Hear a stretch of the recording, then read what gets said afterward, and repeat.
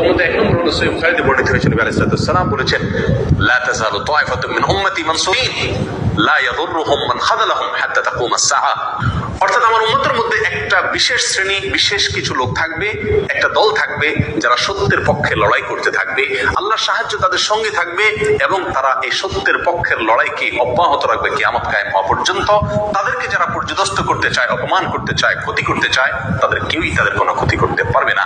এই হাদিসে নবী আলাইহিস সালাম যে দলটির কথা বলেছেন, যারা সাহায্য প্রাপ্ত হবেন আল্লাহর পক্ষ থেকে এবং যারা অটল অবিচল থাকবেন সত্যের উপরে কিয়ামত পর্যন্ত, যাদেরকে কেউ অপদস্থ করতে পারবে না, সেই দলটি কারা এবং তাদের অবস্থান কোথায় হবে, এই প্রসঙ্গে সহিহ বুখারীতে নবী আলাইহিস সালামের একাধিক সাহাবায়ে কেরামের মন্তব্য রয়েছে, যারা বলেছেন যে এখানে যে দলটির কথা বলা হয়েছে তারা হলেন সিরিয়ায় অবস্থানকারী হবেন এবং এটা হবে কিয়ামতের ঠিক আগ মুহূর্তে। তারপরে এক বর্ণনা নবী আলাইহিস সালাম নিজেও বলেছেন আল্লাহর সাহায্যপ্রাপ্ত সেই দলটি থাকবে সিরিয়ায়।